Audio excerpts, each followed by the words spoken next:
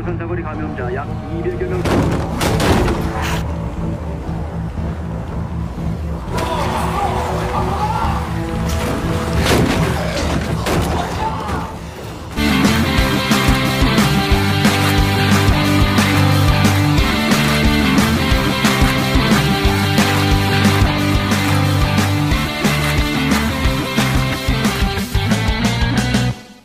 Ibu Chongsan yang khawatir dengan keadaan putranya diam-diam menyelinap ke dalam area sekolah, yang akhirnya ia malah menjadi santapan bagi para zombie.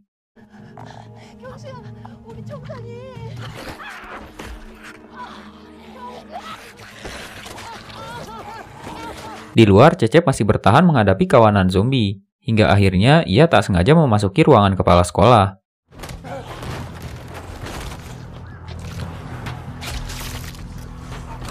Setelah keadaan di luar memburuk, si detektif baru sadar jika semua yang dikatakan oleh Palu adalah kebenaran, dan motivasinya membuat virus tersebut karena ia tak tega melihat putranya yang selalu dirundung, tanpa ada satupun pihak yang benar-benar bisa memberikan bantuan.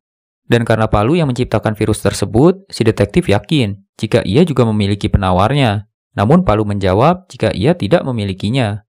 Lalu saat para petugas berniat melakukan evakuasi, kawanan zombie muncul menembus barikade, dan mulai menyerang para petugas yang berada di dalam.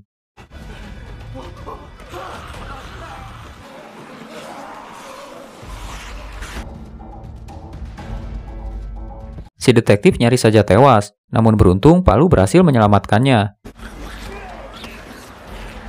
Sebelum tewas, ia juga sempat memberitahu si detektif jika solusi untuk masalah ini ada di dalam laptop yang tersimpan di ruang biologi sekolah.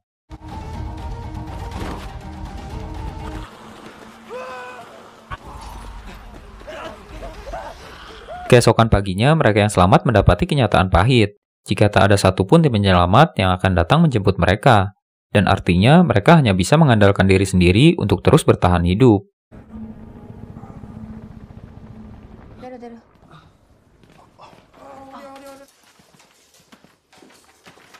Di atap, Sri yang khawatir video syurnya yang direkam oleh Cecep akan tersebar sebelum jam 9 pagi, memutuskan untuk pergi dan mencari ponsel milik Cecep.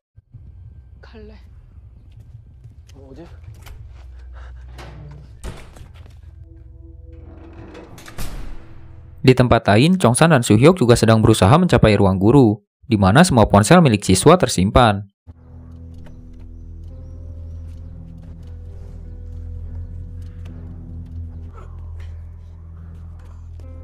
Setibanya di sana, Chongsan dan Suhyok sudah mendapati Sri yang sudah tergigit zombie sedang menghancurkan semua ponsel.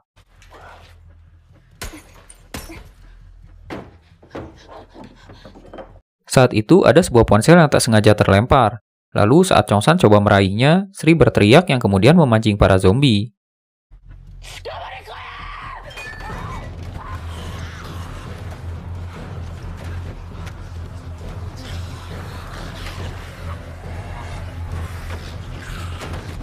Di tempat lain, Ayah Onjo masih berusaha menyelamatkan beberapa orang yang terjebak di dalam sebuah gedung.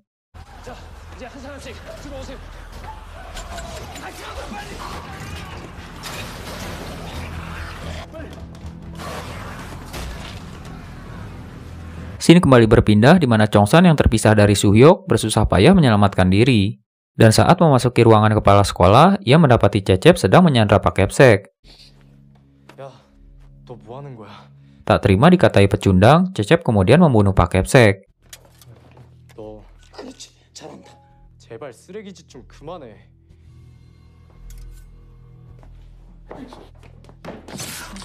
Ia juga berusaha melukai Chongsan untuk merebut ponsel yang ia gunakan untuk merekam kejadian tersebut.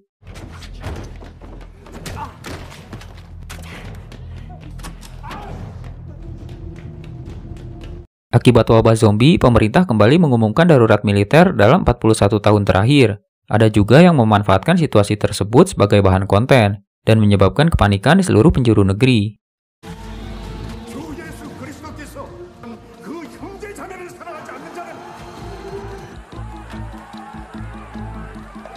Kembali ke sekolah, Suhyok berhasil kembali dengan selamat, sementara Chongsan masih berusaha menghindari Cecep, sampai kemudian mereka terjebak di dalam sebuah perpustakaan.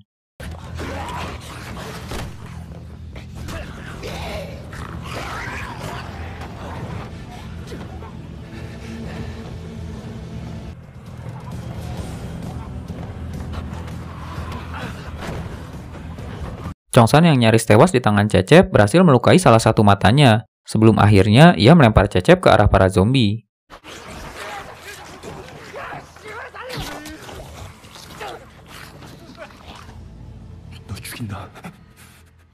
Usai membunuh Cecep, para zombie kembali mengalihkan perhatiannya pada Chongsan.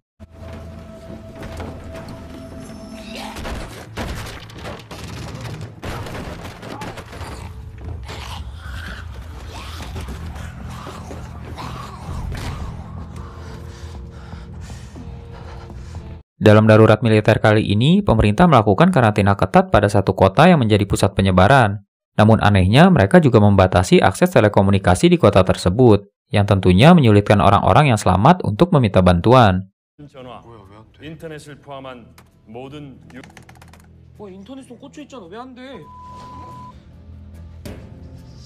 Di ruang penyiaran, Onjo yang khawatir dengan keadaan Chongsan berinisiatif mengambil drone yang tersimpan di ruang penyimpanan. Ia bersikeras akan tetap pergi meski teman-temannya sudah melarang. Saat itu hanya Junyong yang mengetahui alat kelengkapan drone dan memutuskan untuk pergi menemani Onjo.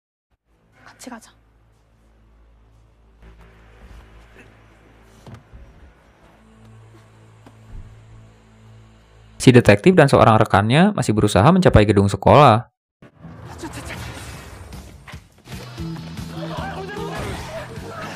Lalu saat berusaha menghindari kejaran para zombie, keduanya tak sengaja memasuki restoran ayam milik Ibu Chongsan dan mendapati seorang bayi tergeletak di atas sebuah kursi.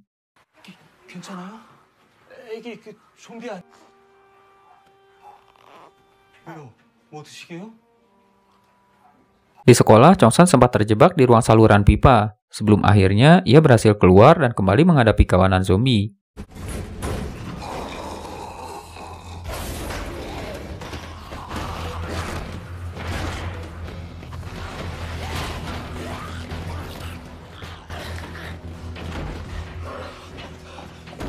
Onjo juga berhasil mendapatkan sebuah drone yang langsung mereka gunakan untuk mencari Chongsan.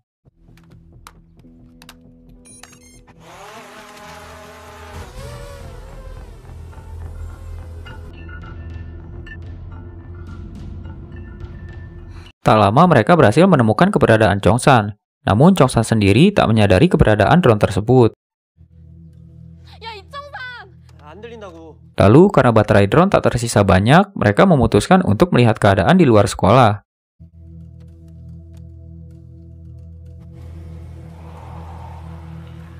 Saat itu, Jimin mendapati kedua orang tuanya telah berubah menjadi zombie, dan tak lama baterai drone pun habis.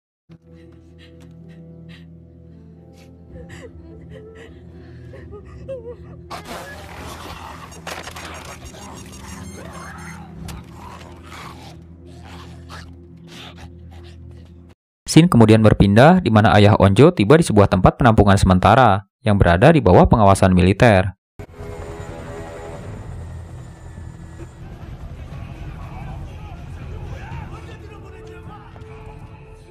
Sesuai prosedur, mereka harus menjalani tes pemeriksaan dan menjalani proses karantina. Kembali ke sekolah, Cecep yang sebelumnya digigit oleh kawanan zombie nampaknya tak mengalami perubahan apapun selain bekas gigitan para zombie.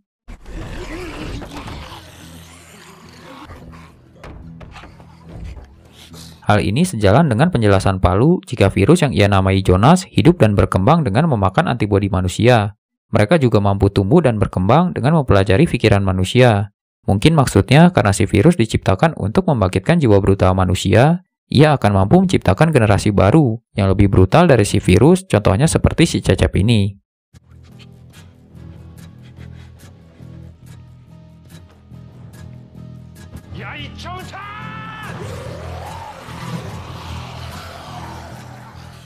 Tak hanya Cecep, Sri juga nampaknya kebal terhadap virus zombie.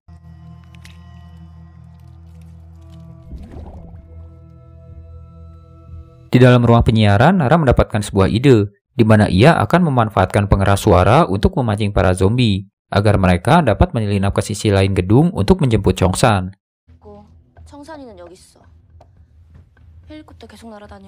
Di sini, para penonton yang cerdas juga diberi info tambahan, di mana para penyintas seperti Cecep dan Sri nampaknya lemah terhadap gelombang suara tertentu.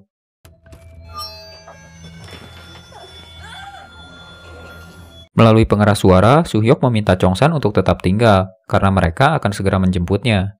Mereka memulai rencana dengan memutar pengeras hanya di bagian kiri gedung. Dan tanpa mereka sadari, Cecep juga sedang berusaha memburu mereka.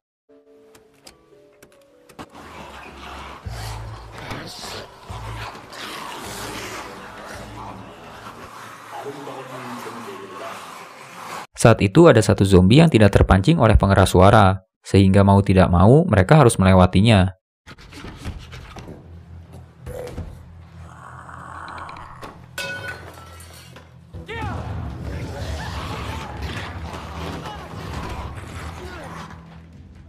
Soo-hyuk yang coba menghadang nyaris tewas di tangan si zombie, namun beruntung Cecep muncul memberikan bantuan.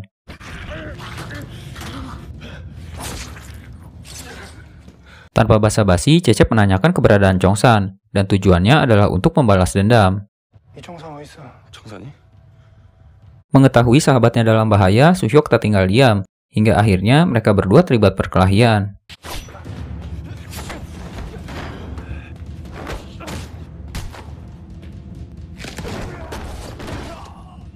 Lalu saat Soo-hyuk nyaris tewas, Nara datang memberikan bantuan, dan saat itu pula tangannya malah tergigit oleh Cecep. Sebelum akhirnya Soo-hyuk berhasil melemparnya keluar.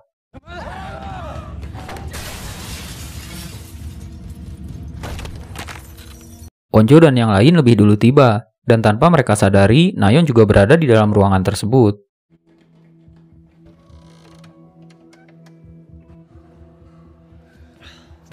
Di tempat penampungan, ayah Onjo tak bisa melakukan apapun, walau ia sedang bersama seorang anggota dewan, sehingga dengan terpaksa ia harus melumpuhkan beberapa penjaga untuk bisa melarikan diri.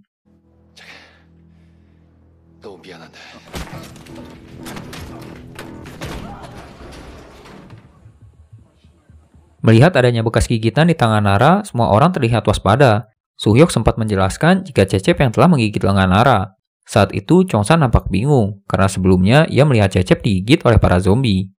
Soo-hyuk kembali meyakinkan teman-temannya jika Nara tidak akan berubah, dan jika sampai itu terjadi, ia sendiri yang akan melemparnya keluar.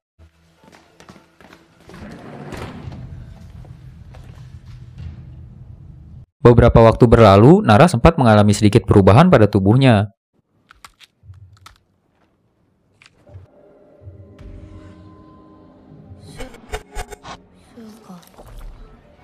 Chong-san sempat berniat membunuhnya, tapi Soo-hyuk terus menghalangi.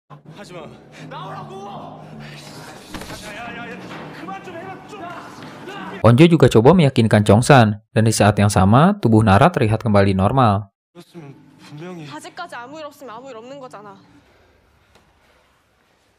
Lalu saat Chong-san mulai tenang, Nara malah berkata jika ia tak baik-baik saja, dan sempat berniat menggigit Soo-hyuk. Onjo terus berusaha berpikir positif jika mungkin saja beberapa orang memang kebal terhadap virus zombie. Tapi Nara tetap berusaha untuk pergi, karena beberapa orang masih terlihat khawatir.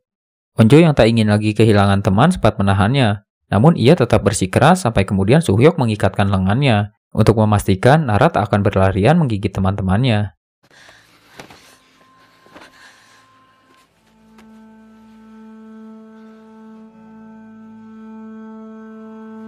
Di luar, si detektif berniat pergi dengan sepeda motor dan membawa serta si bayi.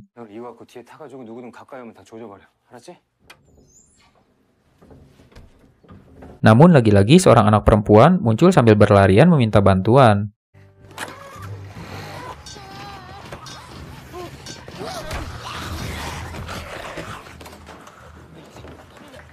Di sekolah sudah 2 hari mereka yang bertahan tak minum atau makan. Dan mereka belum mengetahui jika Nayeon berada tepat di ruang sebelah mereka, dengan banyak tumpukan makanan dan minuman. Saat itu sebenarnya Nayeon berniat keluar, namun ia mendengar perkataan mereka yang nampaknya masih membenci Nayeon, yang membuatnya kembali mengurungkan niat tersebut.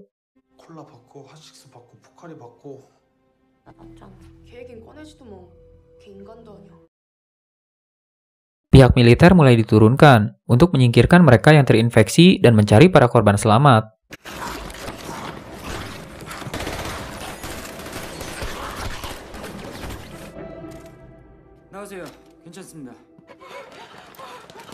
Sri yang kini kebal terhadap virus terlihat memiliki pendengaran yang tajam dan kekuatan yang tidak biasa.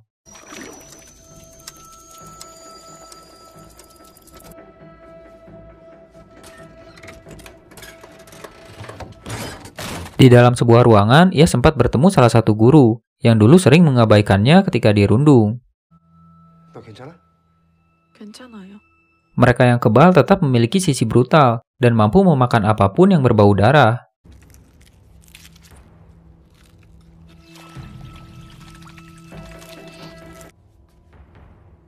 지금도 그래 보여요.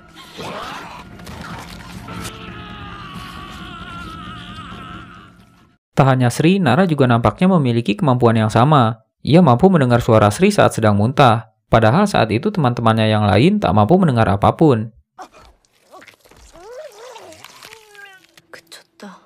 니들은 안 들려? 아, 뭔 소리가 난다고 그래. Cecep yang sebelumnya terjatuh lagi-lagi berhasil selamat. Ia juga mampu menemukan Udin yang sedang bersembunyi di kolong truk.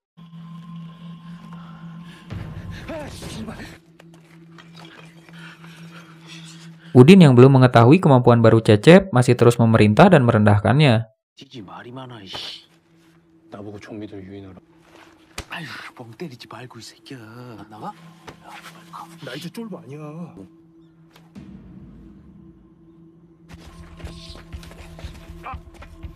Dan hanya dengan satu hentakan, ia mampu mematahkan tangan Udin.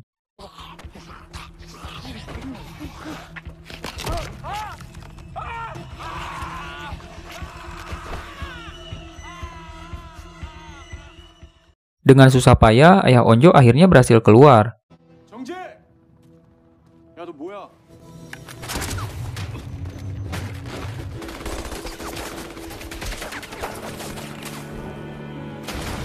Di dalam sebuah kantor polisi, ia coba mengobati luka dan mengumpulkan senjata.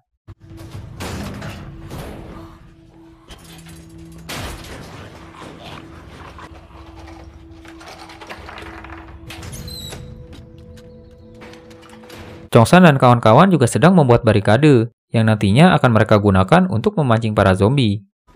저기. 빙고.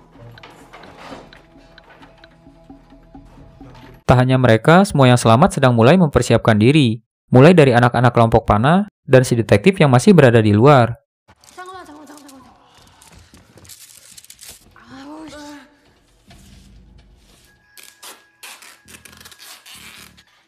경사님?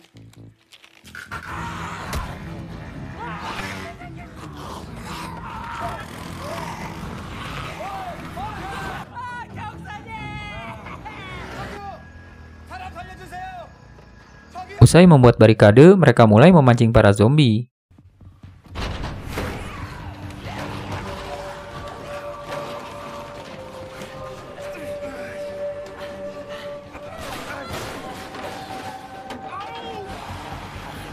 Di tempat penampungan, seorang tentara bernama Lee Jae-jun terinfeksi saat menjalankan tugas.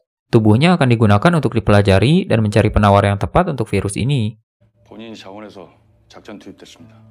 Seorang anggota dewan yang sebelumnya bersama ayah Onjo memohon pada si komandan agar segera mengirimkan helikopter. Awalnya si komandan menolak karena memiliki prioritas lain.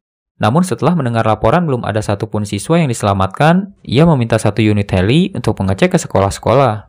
블랙호크라도 동원해서 효산시 학교들 돌아보라고 해. 알겠습니다. Usai berhasil mengosongkan lorong, mereka bergegas menuju atap.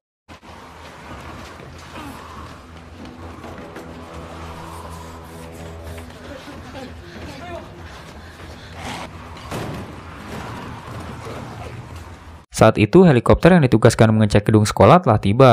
Tapi sialnya, mereka malah mendapati pintu atap telah terkunci. Johnny yang berada di sisi lain pintu masih terlihat ragu, sambil dibayang-bayangi rasa bencinya terhadap semua orang yang telah merundung ia dan Sri.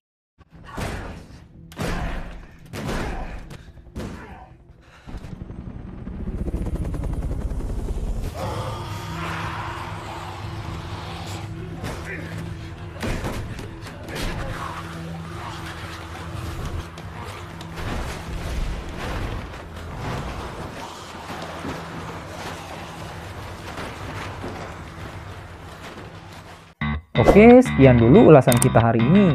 Mudah-mudahan bisa menghibur bahan kalian. Kalau kalian punya saran atau film yang ingin kalian dengar ulasannya, bisa komen di bawah.